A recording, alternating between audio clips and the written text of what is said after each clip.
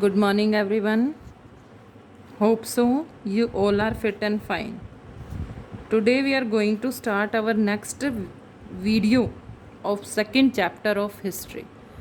इससे पहले वाली वीडियो में हमने राजा के बारे में, टैक्सेस के बारे में पढ़ा। एक राजा थे जिसके बारे में हमने इसमें खासकर पढ़ा दंती दुर्गा के बारे में, जो कौन सा यज्ञ करके, आपको पता होना चाहिए कौन सा यज्ञ उन्होंने किया जिसके द्वारा फिर वो बाद में एक क्षत्रिय बने। इस तरह से काफ़ी सारे राजाओं ने इस तरह से किया और वो उन्होंने अपने आप को क्षत्रिय बनाया और अच्छे समय तक उन्होंने उन राज्यों पर राज भी किया। तो नेक्स्ट पॉइंट हमारा शुरू होता है प्रशस्तीज एंड लैंड ग्रांट्स। प्रशस्ति क्या होती है? प्रशस्तीज होती हैं बेटा कि जो प्रशंसा पत्र, हम इसको कह सकते हैं प्रशंसा पत्र। उस समय राजा क्या करते थे?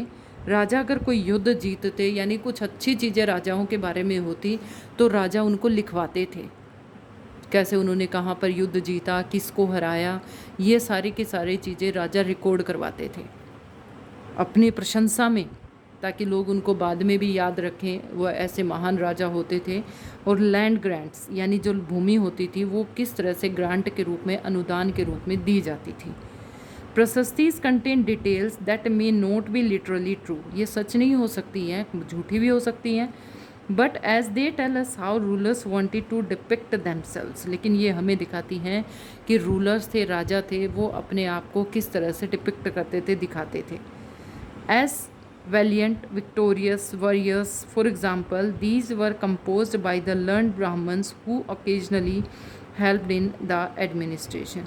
अपने आप को वो कभी वॉरियर दिखाते, कभी विक्टोरियस, विजेता दिखाते, और ये सारी की सारी ब्राह्मणों के द्वारा लिखी जाती थी क्योंकि वो उनकी मदद करते थे शासन को चलाने में।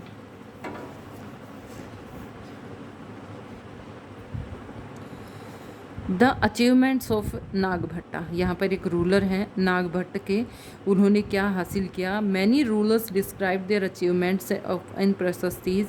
You read about the prashasti of the Gupta rulers Samudragupta last year हमने समुद्रगुप्त के बारे में पढ़ा था। One prashasti written in Sanskrit and found in Gwalior Madhya Pradesh describes the exploits of Nagabhata a Pratihara king as follows, कि किस तरह से वो काम करते थे, ये वो सब इसमें दिया गया है।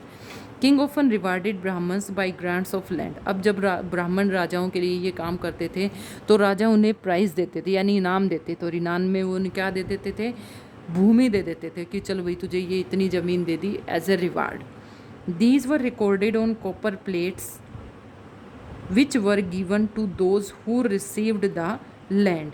ये जो नीचे आप देख सकते हैं ये एक प्रशस्ति है, ये कोपर, जो कोपर होता है उसके ऊपर लिखी गई है, उसके पत्तियों पर लिखी गई है, और ये राजाओं को सौंप दी जाती थी ब्राह्मणों के द्वारा इनको लिख के। ये इन पर जो आपको ये ब्लैक ब्लैक से दिखाई दे रहे हैं ये रिटन है, लिखा हुआ है इनके ऊपर।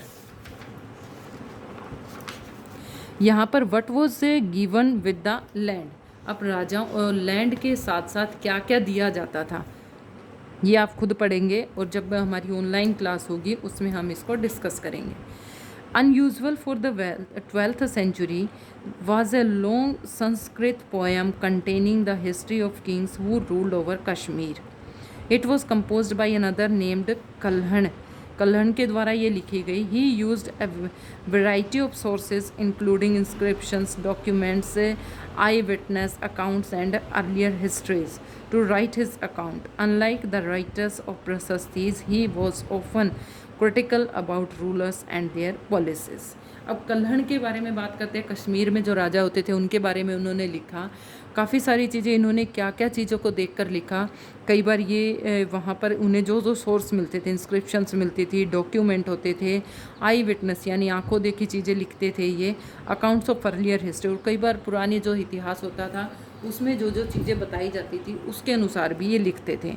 लेकिन ये एक ऐसे राइटर हुए जिसको ये डर नहीं था कि कहीं राजा, अगर राजा की खुशी में नहीं लिखेंगे तो राजा को परेशानी होगी, नहीं, ये कई बार राजा को क्रिटिक भी करते थे, क्रिटिसाइज भी करते थे, यानी राजा की आलोचना भी अपनी प्रशस्तियों में करते थे।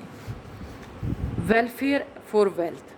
वेलफेयर होता है वारफेयर फॉर वेल्थ, यानी वेल्थ प्राप्त करने के लिए ज़्यादा धन प्राप्त करने के लिए युद्ध भी होते थे। You may have notice that each of these ruling dynasties was based in a specific region. हमने ये देखा है कि जो भी राजा होता था ना, उसका एक निश्चित क्षेत्र होता था, भाई इतने क्षेत्र में ये राज करता है। At the same time they try to control other area, लेकिन राजा को इतने में संतुष्टि नहीं होती थी, वो दूसरे के राज्यों पर भी कंट्रोल करने की सोचते थे। One particularly prized area was the city of Kannauj, the Ganga Valley. For centuries, rulers belonging to the Ganga Gujjar Pratihara,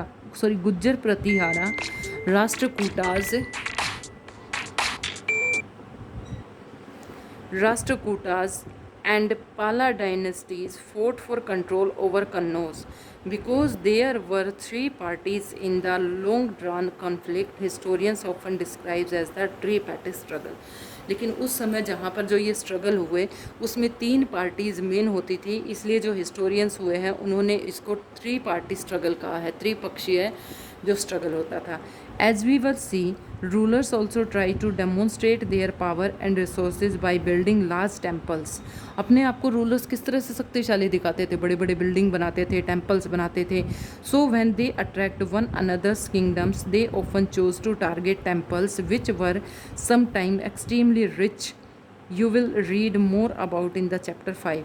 और जो जिस तरह से किसी राजा ने बहुत बढ़िया टेम्पल बना दिया, उसकी साजो सजावट बहुत अच्छी है, उसमें काफ़ी सारा हीरा जवाहरात रखा है, तो इस तरह राजा अपना उसका वेल्थ का प्रदर्शन करने के लिए ऐसा कराते थे। लेकिन जब युद्ध होते थे तो दूसरे राजाओं का सबसे पहले निशाना वो मंदिर ही होते थे, उन मंदिरों पर वो अटैक करते थे। One of the best known of such rulers is Sultan Mohammad Ghazni. Mohammad Ghazni सबसे पहले ये काम किया, अफ़गानिस्तान से थे। ही रूल्ड फ्रॉम 1997 टू 1030 यानी 1030 and extended control over parts of Central Asia पर इन्होंने अपना राज किया। Iran and north western part of the subcontinent he raided the subcontinent almost every year. His targets were wealthy temples. जो ये गजनी होता था, मोहम्मद गजनी, इसका जो मेन टारगेट होता था वो मंदिर होते थे, मंदिरों पर इसका सबसे बड़ा निशाना होता था, इंक्लूडिंग दैट ऑफ सोमनाथ। हमारे जो गुजरात में सोमनाथ का मंदिर है उसको भी इन्होंने लूटा। Much of the wealth Mohammad carried away was use to create a splendid capital city of Ghazni. और जो यहाँ से मंदिरों से ये लूट कर ले जाता था, वो गजनी में जाकर बहुत बड़ा इन्होंने एक महल का निर्माण कराया। Sultan Mohammad was also interested in finding out one more of the peoples he conquered and entrusted a scholar named al-Burani to write an account of subcontinent। और इसके अलावा भी जो ये मोहम्मद गजनी होता था, ये भी देखता था लोग उसके बारे में क्या सोचते हैं, इसके लिए उन्होंने एक स्कॉलर को हायर किया जिसका नाम था Al-Biruni to write an account of the subcontinent. The Arabic word known as the Kitab ul Hind remains an important source of historians. He consulted Sanskrit scholars to prepare this account। उन्होंने संस्कृत के स्कॉलर्स से भी consult किया कि वो उनके लिए इस तरह का अकाउंट बनाएं। Other kings were engaged in the warfare included the Chahamanas later known as Chauhan. Chahamanas होते थे जो बाद में चौहान नाम से जाने गए। Who ruled over the region around Delhi and Ajmer. Delhi और अजमेर में उनका शासन होता था। They attempted to expand their control to the west and the east where they were opposed by the Chalukyas of Gujarat and Gahadavalas of western Uttar Pradesh. The best known Chahamana ruler was Prithviraja who defeated an Afghan ruler named Sultan Mohammad गोरी।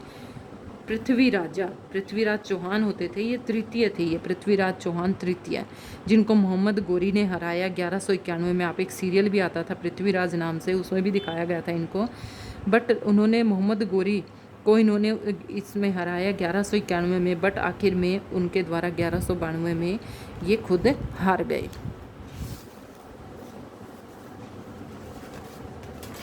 तो इस video में हम बेटा यहीं तक करेंगे। आगे की वीडियो में जो हमारा नेक्स्ट पार्ट बचता है इस चैप्टर का, उसको हम करेंगे।